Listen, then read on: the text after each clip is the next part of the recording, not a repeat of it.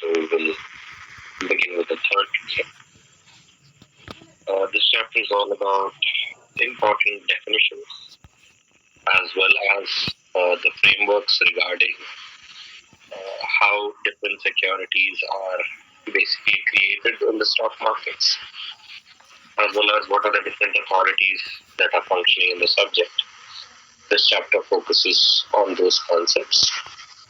Name of the chapter is Securities Contract Regulation Act of 1956.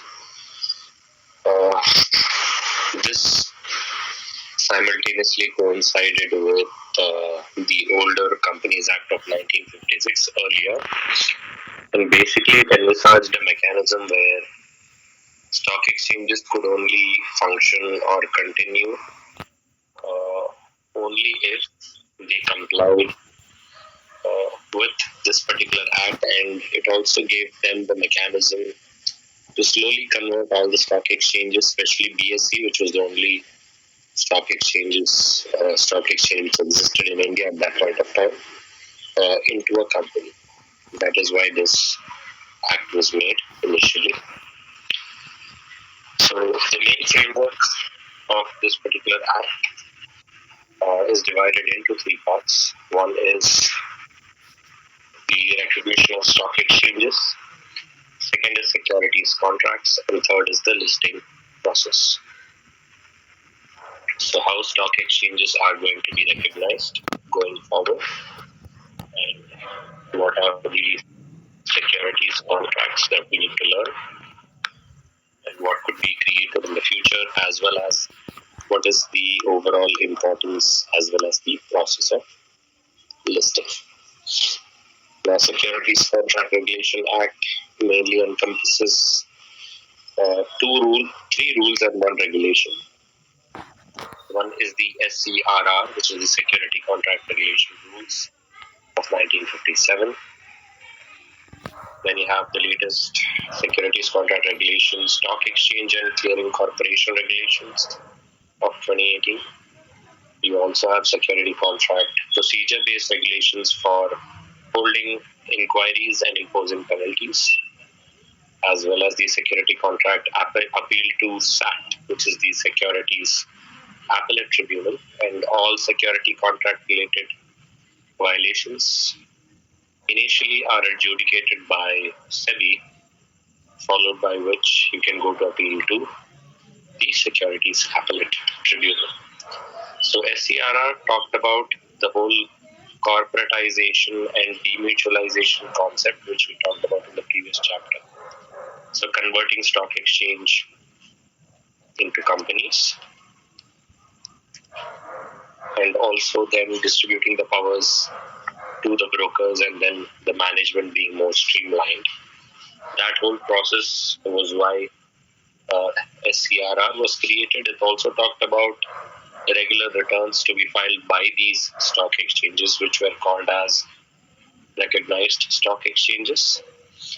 And these annual reports were to be filed by these stock exchanges to the government back then, because back then there was no SEBI. The Stock Exchange and Clearing Corporation Regulations, as the name suggests, talks about creation of newer stock exchanges post 2018, as well as giving more and more widespread powers to the existing clearing corporations. And clearing corporations, as we already know, are mainly responsible for settlement. And settlement has two aspects: delivery as well as payment. SAT is the only authority to which appeal can be filed for any violation of a security contract, and the penalties imposed are as per the Security Contract Procedure for holding inquiry and imposing penalty rules. Now, this particular act was not obviously applicable to the government itself, because back then there was no SEBI, so government was regulating all of this.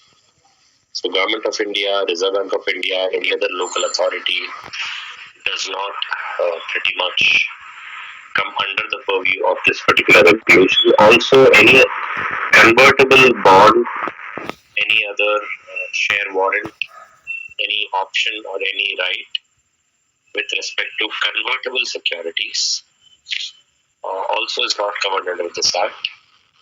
And these are the only two uh, entities which are pretty much outside the purview of this particular Act.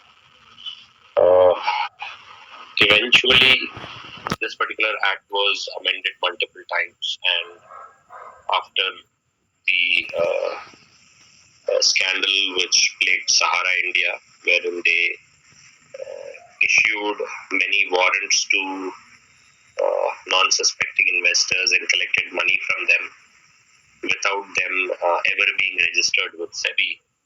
They later introduced the whole concept of collective investment schemes based on the ruling in the Sahara case. And the Supreme Court also held that any convertible debenture which has the option to be converted is basically a hybrid security, but that also does not mean that they don't come under securities as defined under Securities Contract Regulation Act.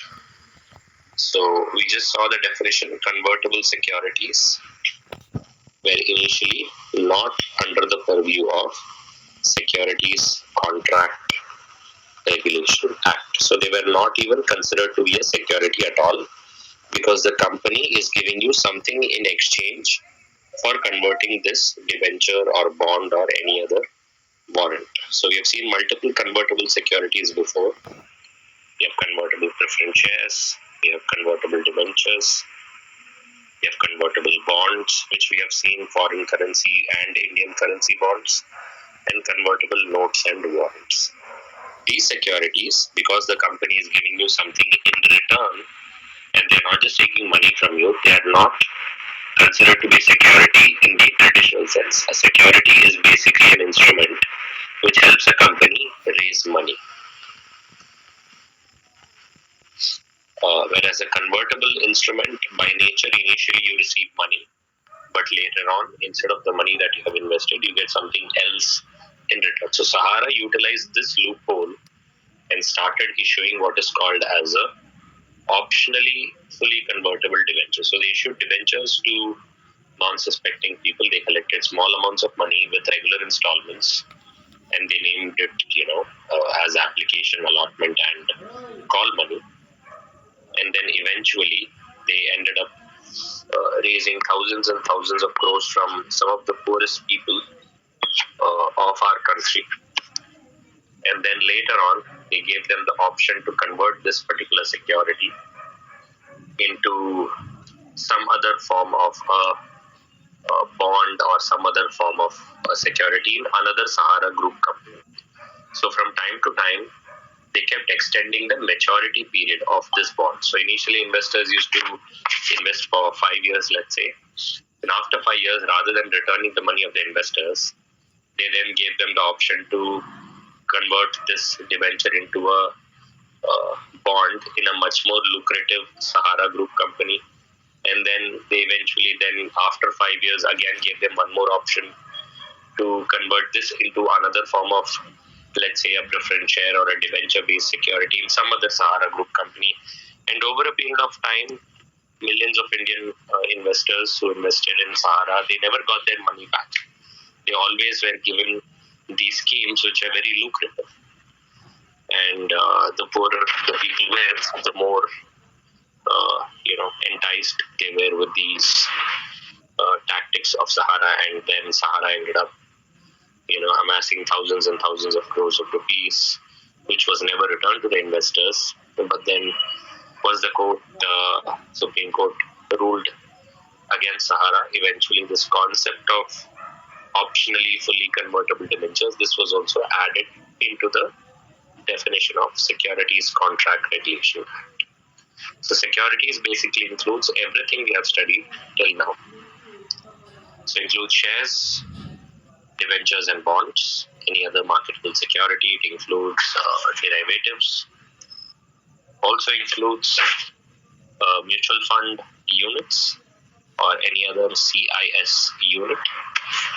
It also includes any SARFAESI based instrument, which is securitization and reconstruction of financial assets and enforcement of Security Interest Act, which is in short called as SARFAESI. So any receipt which provides you the ability to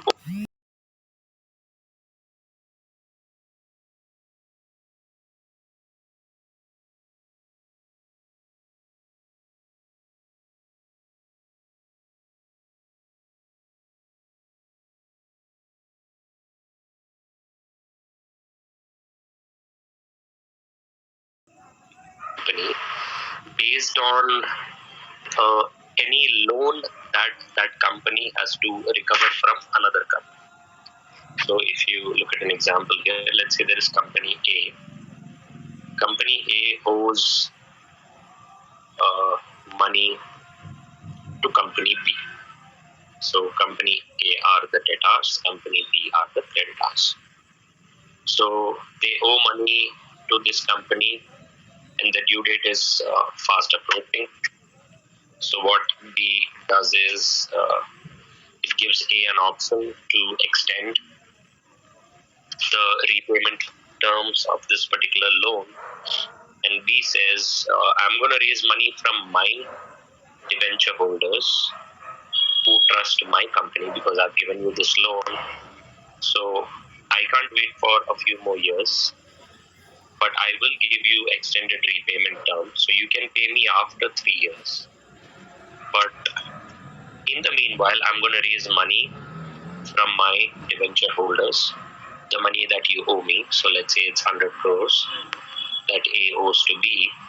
B is going to raise 100 crores from its own debenture holders and it's going to give them a receipt.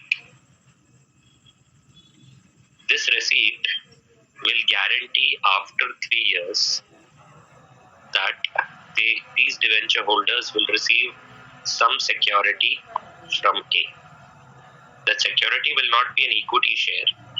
The security could be a debenture, could be a bond, could be a note, or could be a warrant. Such a receipt is called as a security receipt. And usually this is given because A is struggling to repay the loan to B. A is probably going to get reconstructed. Their capital structure will be changed over the next few years because they are unable to repay most of their loans to people like B. And they will get into such transactions with their creditors just to buy them more time for them to repay their loans to the original creditor. So that basically is a security receipt. Are we clear? Yes, sir. Thank you. We also have any other certificate or instrument, whether it is issued by the government in the nature of government securities, or whether it is any other right or interest in securities as such.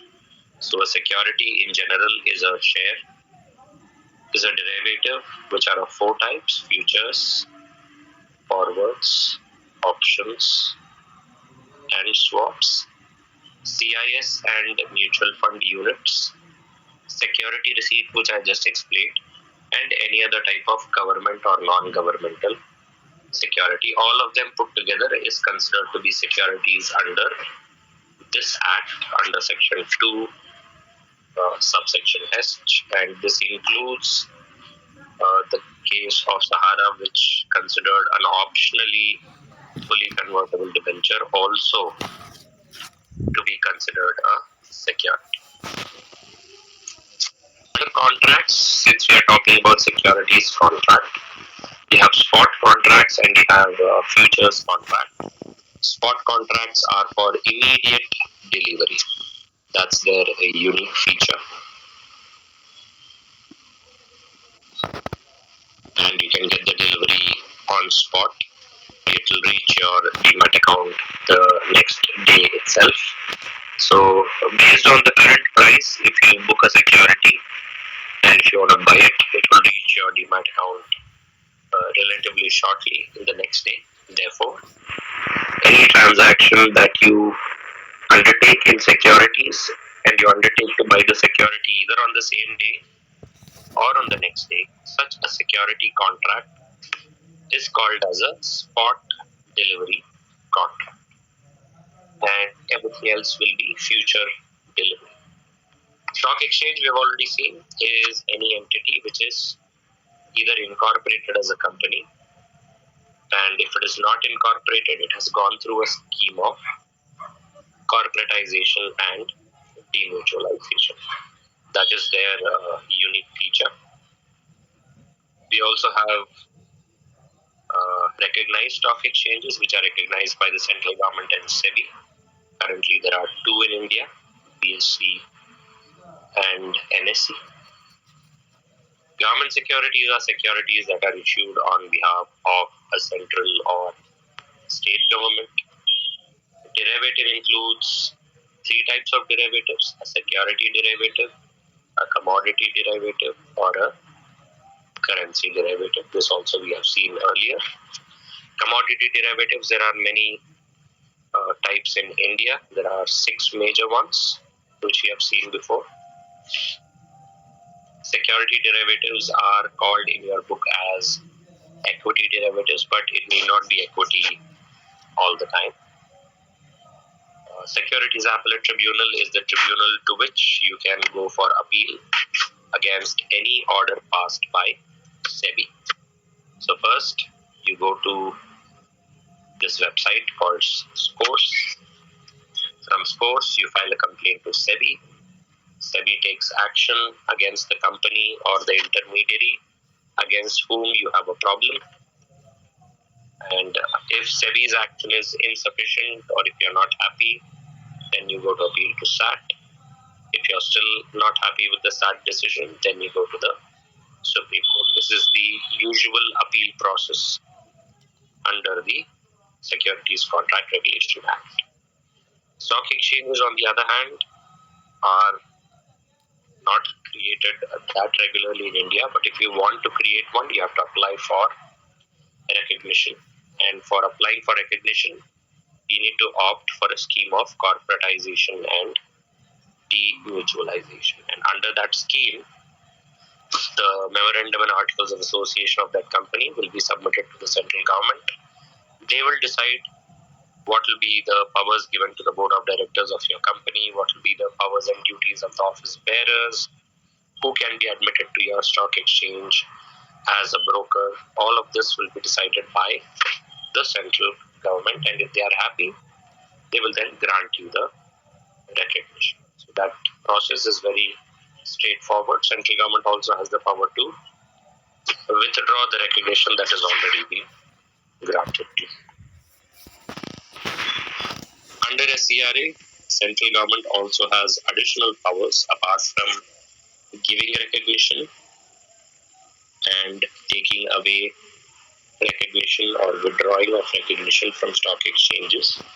Central government can also ask you to file periodical returns. As a stock exchange, they can make rules for you.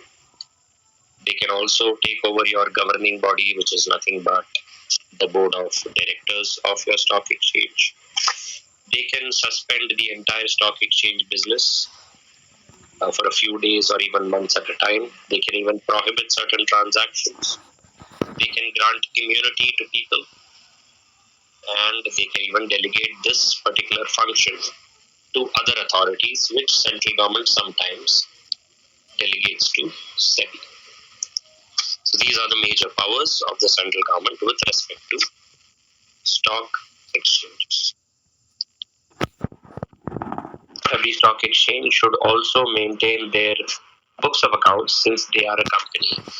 Companies are required to maintain it for 8 years, but stock exchange is required to maintain it only for 5 years.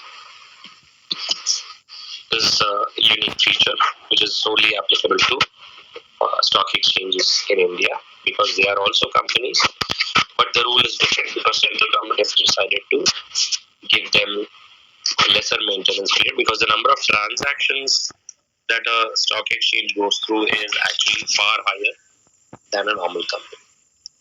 SEBI can also ask information from you, not just central government. SEBI can do whatever the central government can delegate to it. So they can ask for information, they can ask for records, they can come for an inquiry, they can inspect documents, So any authority under any act usually has the powers of inspection, seeking information, investigation, as well as inquiry. Inquiry is usually the information seeking process. If they are not happy with the information given, they can come for inspection. If they find something suspicious, they can then hold a investigation. So usually starts with inquiry, then followed by inspection, and if things get serious, it goes into investigation. SEBI and central government both have all the three powers in relation to these activities with respect to a stock exchange. They can also make rules for the stock exchange, as we just saw, and they will always notify the rules in the official gazette of India. They can supersede the governing bodies. They can replace the board of directors. They can replace the chairman of the stock exchange, and they can appoint their own officers to take care of the day-to-day affairs. They can also suspend their operations, as we just saw previously, and then they can also prohibit certain contracts and grant immunities to certain officers of the stock exchange. Whenever the central government decides, they can delegate this to any officer or any authority like SEBI, or they can even appoint a new authority which will then supervise the stock exchange. So you can pretty much say central government can do anything that it wants with respect to the functioning of any stock exchange or any other authority in the country. Coming to the stock exchanges themselves, if you do get recognized as a stock exchange, you have the power to make your own rules, which are nothing but part of your articles of association. So you can make two types of decisions. One is to make rules restricting the voting rights of different members, and the second is to make bylaws for the stock exchange. When does the stock exchange open? When is the bulk and block deal, 5 block deal timings? What are the bulk deal limits? What are the margin requirements that they recommend? All these things are usually recommended by the stock exchange through its own bylaws, since the stock exchange itself is a company. Now, the first rule is the rule to restrict the voting rights at any point of time if the stock exchange feels that a particular member should get more voting rights or less voting rights. Just like any other company can issue DVR shares, stock exchange can also vary the rights that it provides its members. Just like any member of a company can attend its general meeting, stock exchange members are brokers. They can also attend the general meeting organized by the stock exchange. They can appoint proxies if required. They can also discuss matters that are important and relevant for them, and they can bring up any question that can be asked in this particular meeting of the stock exchange. The other bylaws stock exchanges can modify from time to time. Basically, what is the settlement period, whether it is T+1 or T+2, what is the opening and closing timings, what is the settlement mechanism, which is the clearing corporation that will handle the settlement, publishing of data, as well as prohibition of certain transactions. In addition to this, when will the settlement actually reach the demat accounts, how to determine the opening and closing prices, as well as the highest and lowest prices for securities, what is the mechanism for finalizing the index prices for each of the respective stock exchanges, how much penalties and fees they will collect, how much fines will they collect for any non-compliance, how much brokerage charges Will they ask the brokers to collect for operating our demat account? What are the different margin requirements? How to open demat accounts in their respective stock exchanges for trading? All of this will be decided by a stock exchange through its bylaws. So you can consider this as its articles of association, and just like any company, their articles will also provide rules covering all of these. So whether these bylaws framed by the Bombay Stock Exchange or National Stock Exchange, they are considered to be subordinate legislation or not. There was a case regarding this, Vinay Bhagna versus Yogesh Mehta and others. So here Bombay High Court held that there should not be any difficulty in holding that the bylaws are considered subordinate legislation, meaning Securities Contract Regulation Act is superior compared to the bylaws that are created by the stock exchange. So the act itself provides the power to make these bylaws. Therefore, any bylaws that have been framed under these Security Contract Regulation Act therefore will be considered subordinate legislation. The act always remains superior compared to the bylaws created under this particular act. Which brings us to one of the last topics, which is the powers of SEBI. We have seen till now, number one, powers of central government. What is a security? What is the process of recognition of a stock exchange? And what are the bylaws and bylaw making powers of the stock exchange? Powers of CG. CG can pretty much do anything along with giving and withdrawal of recognition.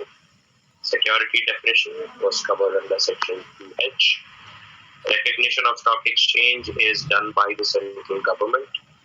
You have to submit the required forms as well as a scheme for corporatization and demutualization. And bylaws of stock exchanges, the stock exchange itself can modify as long as the bylaws are as per the provisions given under Securities Contract Regulation Act. So they are considered to be subordinate legislation. Which brings us to the powers of SEBI itself. So powers of SEBI and powers of central government are quite similar. SEBI can also make a stock exchange follow the bylaws that SEBI makes, just like the central government. SEBI can also issue directions, just like the central government. SEBI can also pass orders and has the power to adjudicate, just like the central government.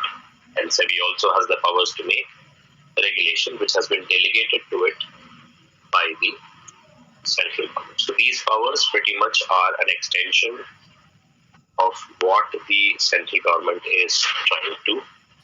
So it can create and amend bylaws for any recognized stock exchange. It can issue directions to the stock exchange. If the stock exchange is not following its directions, it has the power to pass orders and also make regulations for which the stock exchange should be in compliance of. Whenever SEBI or central government make any bylaws, they have to notify it in the official gazette of India.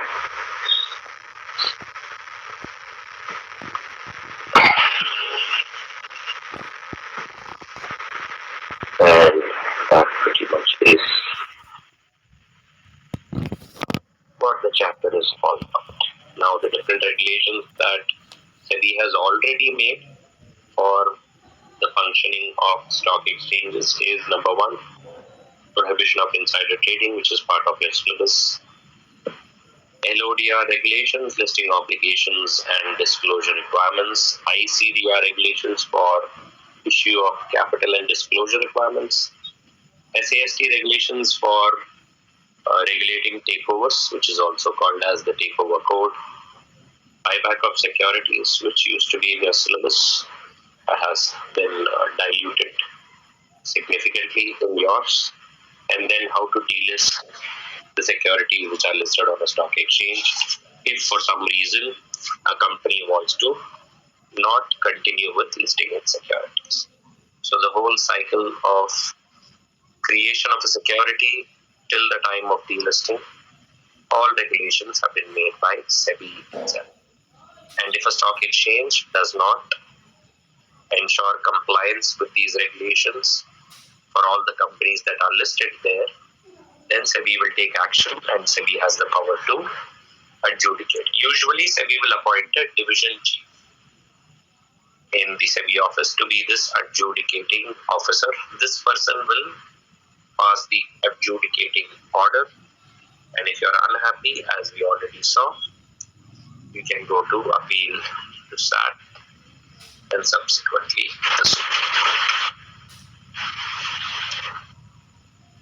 Mostly, SEBI, whenever it passes orders, it will only impose penalties on you. That is the nature of SEBI's orders for the most part. So one sample order is provided here for your reference.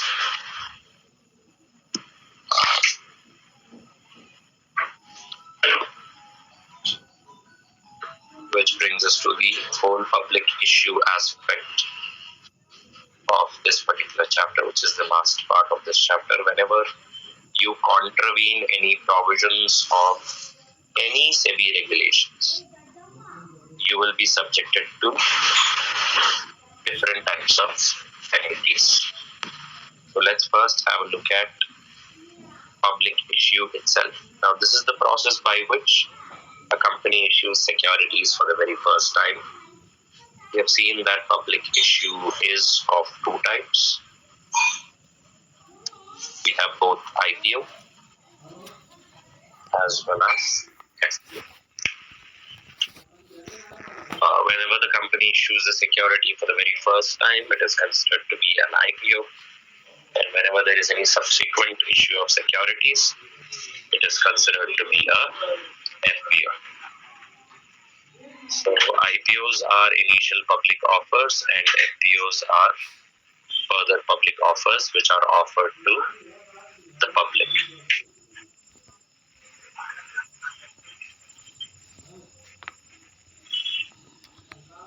Same rules for public issue of securities. Any issuer who wants to raise money from the public for the very first time has to comply with the LODR regulations as well as ICDR regulations, and they have to provide either a certificate or some sort of a physical proof if they are issuing physical share certificates. But that rule has now been removed. Only securities that are in demat form can be issued as part of a public issue in a stock exchange. If you don't follow these rules for public issue and listing, you will then be subjected to penalties and fines that are provided as under, starting with the minimum penalty of 1 lakh rupees, which can extend up to 1 crore. Rather than trying to remember each of the contraventions, you would notice every contravention has the same penalty imposed. Minimum 1 lakh, maximum 1 crore. Minimum 1 lakh and maximum 1 crore repeatedly over and over again. So any sort of contravention of Securities Contract Regulation Act is going to result in a penalty of a minimum fine of 1 lakh rupees, which can extend to 1 lakh per day. So how we have to remember the penalty is minimum fine 1 lakh, which is a flat penalty. Then you have extended fine, which can be extended up to 1 lakh per day. And then you have the maximum fine, which can be extended up to 1 crore. Most cases, it will be the same. So the only other time where the minimum penalty is not applied is for serious offences. So serious offences are demat related offences, furnishing wrong data to SEBI itself by the stock exchange, not following the member related provisions and making sure that the clearing corporation settles its transaction on time. If that is not done, then it's a serious offense. And any other mutual fund, CIS, REIT, or INVIT. So basically, all the fund related penalties. There are 5 funds: mutual funds, CIS, REIT, INVIT, and AIF. Most of this we have seen under the QIB chapter itself. So all of these entities collect money from investors and they invest it on our behalf. Investors who don't have time to observe the markets in detail and invest.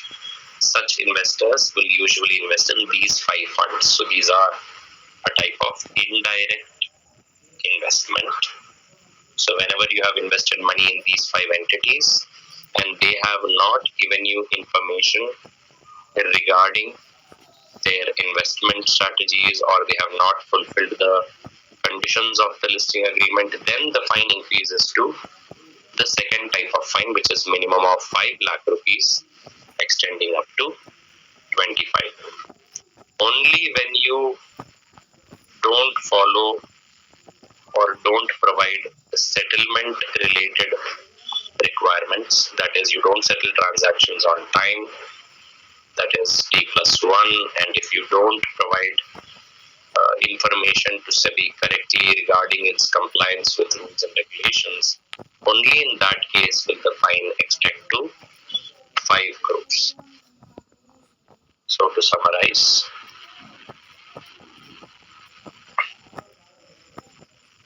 all the penalties can be categorized into 3 categories. One is for non-serious offences, which is minimum fine of 1 lakh, extended fine of 1 lakh per day, which can extend up to a maximum of 1 crore. Any non-compliance with respect to not giving data on time, giving wrong data, etc., will be punished with this. If you make serious offences with respect to collecting money from investors, then the fine extends to 5 lakh rupees minimum and the maximum fine extends to 25 crores. And if you have a very serious offense, that is, you don't comply with SEBI regulations itself, in that case only the minimum fine starts with 5 crore and the maximum fine still remains at 25 crores. So major offenses like insider trading, not complying with SEBI takeover code, not complying with those 6 regulations, that is going to lead to this fine. So this is a very serious offense. Then you have serious offenses and then you have minor offenses. So penalties are usually given for contraventions. The appeal mechanism, even if they impose penalty, SEBI will first ask for information through an inquiry. Then they will appoint an adjudicating officer who will probably come for inspection.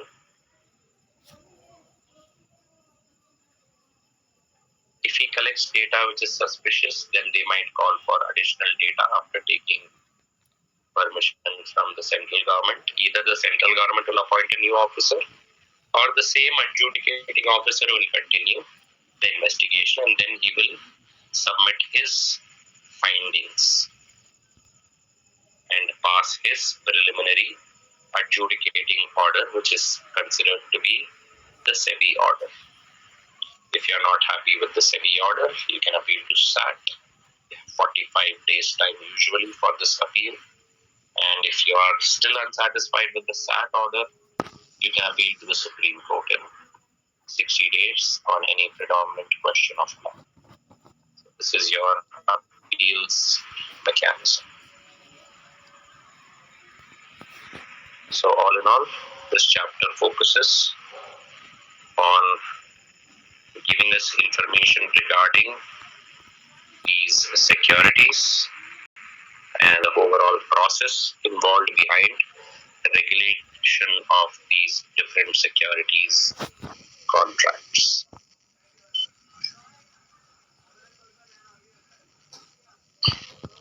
There are a few case studies given at the end of the chapters. These are all very straightforward case studies. Unfortunately, all of them will be only regarding PSC imposing a fine or BOC imposing some sort of a penalty and collecting the money from them. All of these are adjudicating officer cases, so these are all SEBI orders. This is just to give you a brief regarding how the case would have went, but obviously all the cases usually, whenever SEBI passes an order, it's usually for non-compliance with any of these regulations. So the first case was in Atlanta Infrastructure and Finance Limited. Here they suspected price manipulation. In the second case, also, if you notice, they have imposed a penalty for violation for not fulfilling their obligations under SCRA. In the third case, again, they have not complied with a clause of the listing agreement. Therefore, they have imposed again a penalty of 2 lakh rupees. And then, obviously, some of these cases went to SAT. Now, SAT obviously has, as I mentioned, usually have 45 days time to file this appeal with SAT. In SAT, there are different officers that are appointed. The composition of SAT is not that straightforward. But if you have any problems with the original SEBI order, you have 45 days. SAT usually then will set aside the original order, and usually SAT has 6 months to dispose the appeal order. And if you're still not happy, then you can go to the Supreme Court eventually. Every case you would notice usually results in a fine due to a non-compliance of these regulations. So there is no conceptual understanding required for these cases. These are just given for reference. And even in exams, you don't usually get these questions because these are just useful for memorizing and recreating in the exam. There is no clear understanding of arguments between the parties. That data is not clearly provided, and why SEBI imposed a penalty with respect to the nature of the violation, that also is not given in the textbook. So the chances of these things coming in the exam is very, very low. Okay.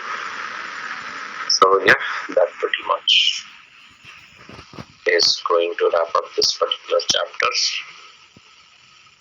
Before that, there is one important rule called as the Rule 19.2. Now, this rule talks about share transfer, and there are 3 parts to this Rule 19.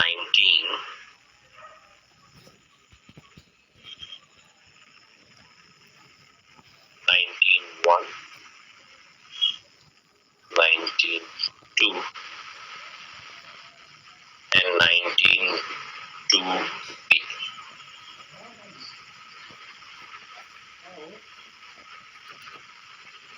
19.1 says that only a public company as defined under Companies Act can get its securities listed. So basically, all private companies can be ruled out, and only public companies can be listed, which means a private company has to first convert itself to a public company for its securities to be listed. That is the essence. And if you want to get listed, obviously you have to submit copy of MOA AOA along with details of your balance sheet, prospectus, and any other document with respect to subscription of securities, any dividend that you have paid in the past, and any agreement with other primary market intermediaries and secondary market intermediaries. Copy of that you should submit. If you submit this, stock exchange will go ahead and process your listing request. So the list of documents is very straightforward. We need MOA, AOA, company history, financial statements, agreement copies, and other compliance requirements as specified by the stock exchange. If you submit all this data, you will be allowed to get listed on the stock exchange. As for 19.2 says that all companies that are applying to get listed, they also need to ensure that their articles of association provides for common share transfer form. All shares will be free from lien. The company will not pledge any of the shares of the shareholders, and if they are partly paid shares, then the lien of the company will be restricted to the unpaid amount on the shares. 19.2 also mentions that there will not be any forfeiture of any unclaimed dividend. If a dividend is unclaimed, it will not be forfeited. It has to be sent to a separate account called as Investor Education and Protection Fund account. And apart from this, whenever a company wants to issue additional shares, it should first give the right to the right holders. So right of first refusal always is with the existing shareholders. If the existing shareholders don't accept, then the company can go ahead and do a preferential issue if required. That is what 19.2 provides. So 19.2 talks more about share transfer, having a common form, no lien, and ensuring that there is no forfeiture of unclaimed dividend. 19.2b talks about the minimum offer that the company should give during a public issue. So it says that at least 25% of your overall equity shares or debentures that you're trying to issue, which are convertible to equity shares, you should offer to the public. So basically, if you're trying to raise 1,000 crores, at least 25% of that, that is 250 crores, should be offered to the general public. If you are trying to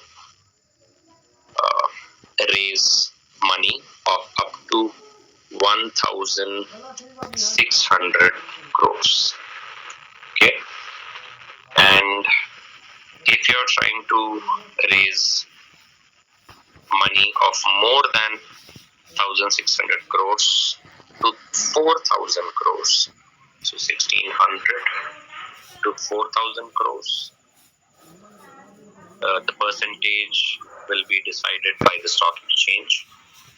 And if you're trying to raise more than 4,000 crores overall, then at least 10% should be given to the public. And if you're trying to raise more than 1 lakh crore, that is decided in conjunction with SEBI and stock exchange should be given to the public. And the overall money that you're trying to raise, if that money is exceeding this number, the bare minimum that you have to raise from the public is 5%.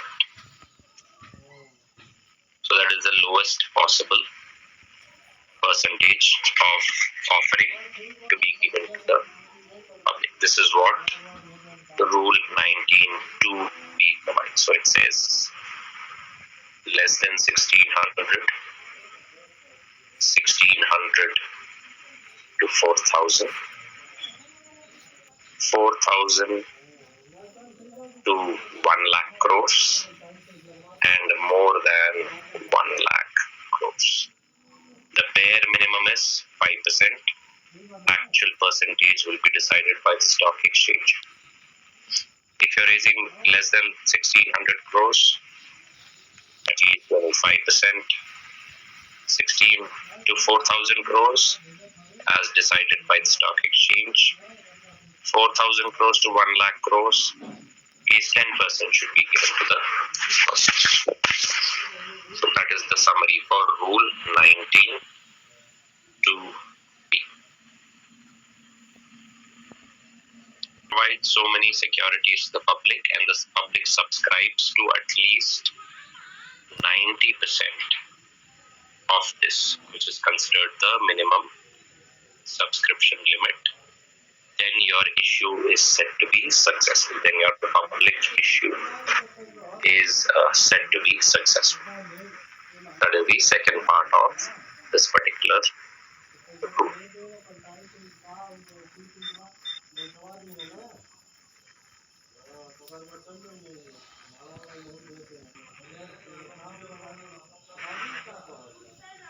Point of time, if your public shareholding falls below the limit prescribed by the stock exchange, you have 1 year time to bring it back to the original level.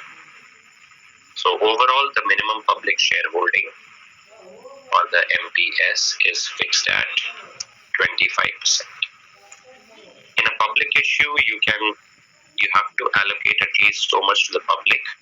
The rest you can take from anchor investors. Remember, anchor investors also come under the public category, but they are saying this is reservation apart from anchor investors.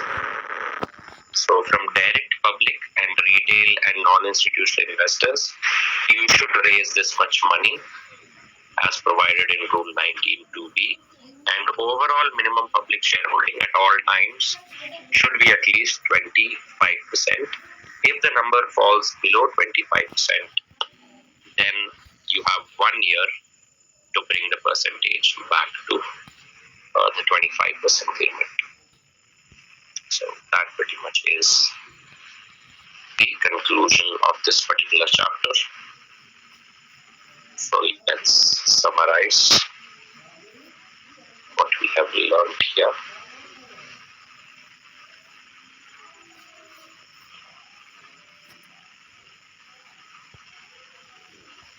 Central government, there are 7 powers, right from providing recognition to stock exchanges to ensuring that they follow their rules and regulations. They have the power to appoint the officers. They also have the powers to make rules and regulations for the functioning of the stock exchange, etc. Definition of security, very important, given under Section 2H. It includes derivatives. It includes units of different funds. It includes equity shares, bonds, warrants, etc. Then we saw the process of providing recognition to a stock exchange, which is provided by the central government. You need to file the relevant forms as prescribed by the CG, along with the scheme of corporatization and demutualization. Corporatization is the process of converting into a company. Demutualization is the process of creating a unique MOA and AOA for your company, which is now going to become a stock exchange. After you have submitted, you will be recognized. Then you have to create your own bylaws for your stock exchange, which will still be considered subordinate legislation. SEBI also has similar powers to SEBI, but it has only 4 out of the 7 powers that are given to the central government. Then we saw public issue related rules under Rule 19, which complies, which is required to be complied by companies whenever they are doing an IPO or FPO. We also saw penalties, which were of 3 types, which for basic offences, which are not serious, minimum fine of 1 lakh, extended up to 1 lakh per day to a maximum of 1 crore. For serious contraventions, 5 lakh rupees minimum up to a maximum of 25 crores. For non-compliance of those 6 important SEBI regulations, minimum fine of 5 crores, which can extend up to 25 crores. If you are unhappy with the way SEBI has imposed these penalties, you can go for appeal. SEBI usually first conducts an inquiry for collecting information through an adjudicating officer. If he is unsatisfied with the information provided, he can ask for inspection. Once the inspection completes, he submits a report based on which the government can ask him to continue with the investigation. Based on the investigation finding, they will pass the SEBI order. You have 45 days to file the appeal. SAT has 6 months to dispose of this particular appeal case, and if you are still unhappy, you can go for appeal to the Supreme Court. Rule 19 has 3 components. Rule 19.1, which talks about only public companies having the ability to get listed on a stock exchange, and only its securities will be listed. 19.2 talks about bylaws of a company should provide for a common share transfer form. There should not be any lien on these shares. They should be fully paid, and there should be no forfeiture of unclaimed dividend. 19.2b talks about minimum public shareholding to be maintained at 25% at all times, and if it falls below 25%, 12 months time to increase it back to 25%. Rule 19.2b also tells that if a company is trying to raise less than 1600 crores, the entire 25% should come from the public itself, and no anchor investor should be involved. If it is trying to raise 1600 to 4000 crores, then the percentage which can be raised from public will be decided by the stock exchange. If any company is trying to raise 4,000 to 1 lakh crores, then you will have to at least ensure 10% is raised and allocated to the public. And if it is trying to raise more than 1 lakh crores, then at least 5% should be raised from the public and allocated to the public, out of which at least 90% should be subscribed, and all in all, a total of 25% minimum subscription should be maintained. So that is your chapter 3.